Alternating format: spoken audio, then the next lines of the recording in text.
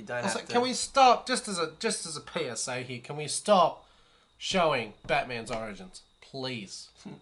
We get it. Alright? His parents die, he becomes the Batman. Yeah, but that's what happens. It's a competition to see how stylized you can make oh, fuck the off! death scene. Fuck off! We've heard this so many fucking times. There are tribes in Africa who have not seen human civilization, human fucking technology grow and expand like we have. They know the origins of Batman. Okay. There are Amish people who've never owned a TV. They know the origins of Batman. Yeah, and they have a clear My objection. grandparents know the origins of Batman, and they haven't picked up a comic book. So can we please stop? I Please. would just like to mention that the Amish probably also have a point against Batman with the use of electronic technology to do his quests. Yeah, well, fuck the fight Amish. crime.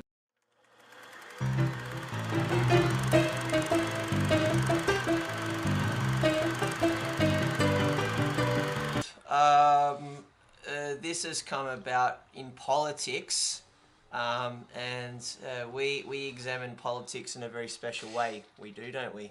Namely that we don't. We just poke fun at, the Liberal Party. Yeah. Okay. Because they're so shit. If you want to drill it down the brass tacks, that's what we do. Yeah. It's the whole point of this podcast. Yeah. We might as well call it Let's Laugh at the Liberals. Yeah. Ruku and laughs at Liberals. There's a lot of alliteration. Let's do it. Let's keep it. Okay. Yeah. And then we'll sing a theme song about it that rhymes. I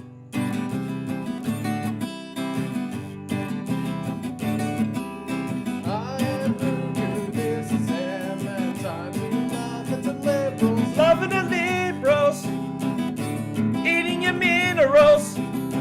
No. Just no. No. So anyway, there's this guy called Jensen. Dennis Jensen. Dennis Jensen. Yeah. You said Janice. Dennis Jensen. Dennis Jensen. And he's a Western Australian Liberal MP. And I think he's still a member of Parliament, although I recall somewhere he got kicked out. Yeah, there we go.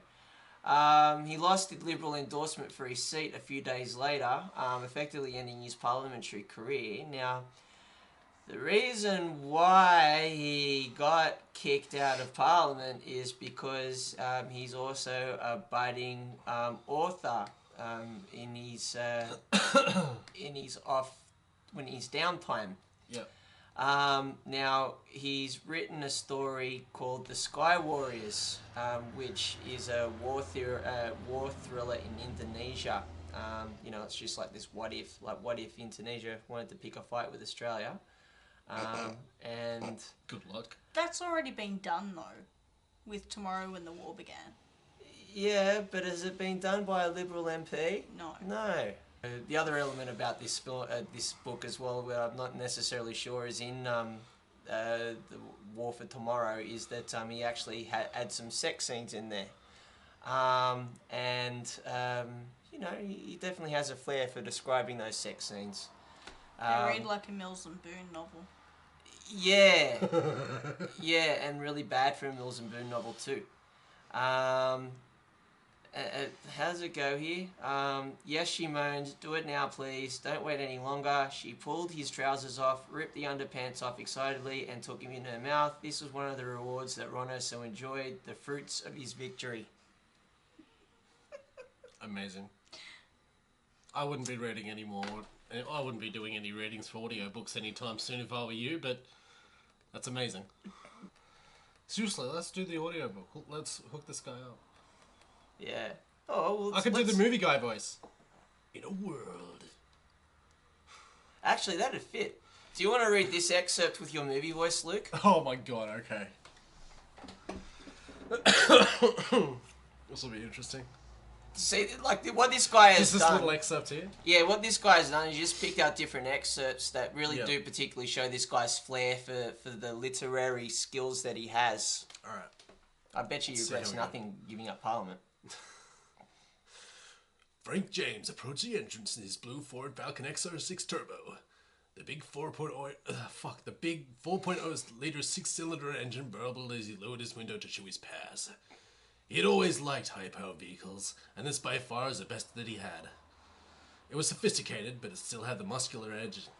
It was sophisticated, but it still had the muscular edge to it, albeit with far better handling than any other of the muscle cars of old. And I totally fucked that up.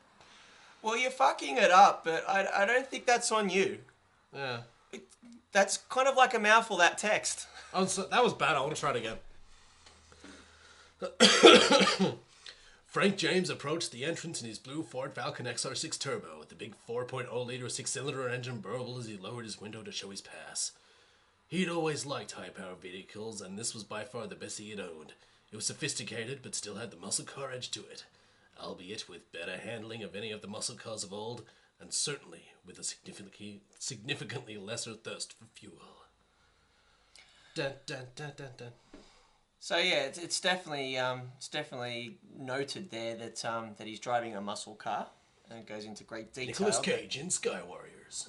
Yeah, and Nicolas Cage would be partial to his muscle cars, particularly ones that are big 4 litres, 6-cylinder engines. Just in case it wasn't already established that it was a muscle car, you've got to get into particulars. Yeah. Yeah. Shouldn't they be describing more things like where he was going and why he showed his pass and like relevant details to the story? Can I just point out that one of the greatest authors of our day, Tolkien, made up 3 books of "And they walked, and walked, and walked."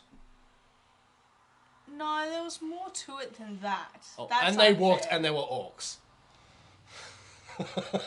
There's suspense and there's dialogue and there's drama and there's all sorts of things. Is there a Ford Falcon XR6 Turbo? No.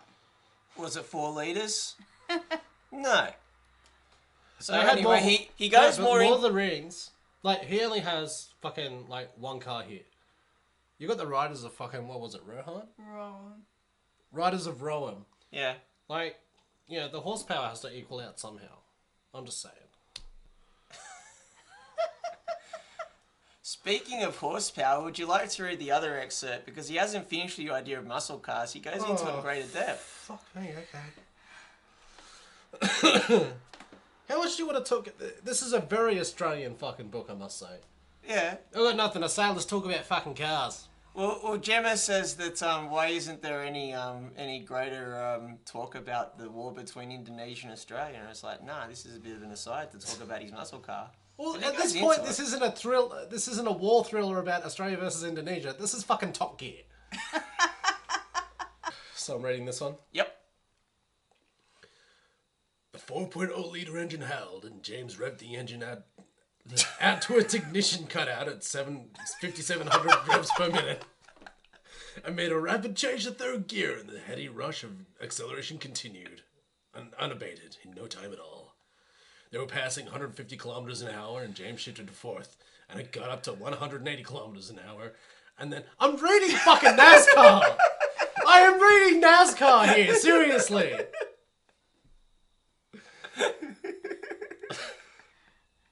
Finish it!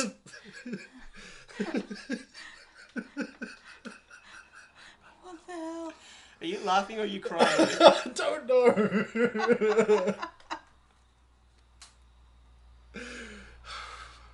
Just gotta get the giggles out now. James shifted to 4th and got it up to 180 kilometers an hour, and then pressed very heavily on the brake pedal as the left-hand corner marked 40 kilometers an hour approached. Frank! Jenny cried out in alarm. There we go. Explosions! Where's the shooting? Where's the fucking... What is this? Well, there's sex.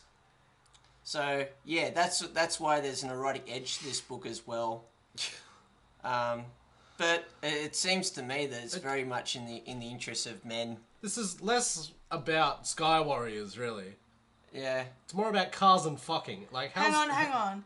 The next excerpt that's describing a woman goes on to say, with a physique that tended towards more the athletic than that of a film star of the 1950s, she was unlikely to have weight problems later in life. How the hell is that relevant to anything, including sex scenes? Oh, but to be fair, she's a science graduate who had recently become one of the first female WSOs in the RAAF. I don't know what an WSO is. What's that? That sounds like it's assumed knowledge, Some but sort I of don't know serving officer. it. Okay. She was wearing a little black number in preparation for a date. Sounds like she wants to please someone. Why? So, do you reckon this guy should have just stayed in politics, or? Well, I don't know what sort of politician he was, so I'm not sure he should have either job. Obviously, he doesn't understand how women's clothing works, because he then goes on to say, the dress ended just above the knees, and her shapely calves need no assistance from any stockings, so she wore none. Stockings aren't there to assist your calves. Yeah. He was very he was very informed about the mechanisms of muscle cars, though. Maybe with women's wardrobe, he might be a bit lacking in that particular area of knowledge. And do you remember that South Park episode where Mr. Garrison writes an erotic novel? Yeah, Mr. Garrison did a lot of things, didn't And he describes the guy in the book's dick down to the letter. Yeah, sort of. And it became like the best gay novel of in South Park history or something. Yeah. Okay. So you're comparing this guy to Mr. Garrison, maybe? Yeah. I think what shits me off the most is that he had to quit politics because he was writing a book. To be fair, it's a very terrible book. I'm not saying it's not terrible, but that shouldn't have any effect on his political career. No, it shouldn't. It shouldn't. It's ridiculous. Even if he wrote a Mills and Boon and it was advertised as a Mills and Boon, that shouldn't impact his ability to be a politician. Exactly. Maybe he should have picked a pseudonym. Yeah, perhaps. E.L. James Jr. Dennis Jensen. Dennis Jensen.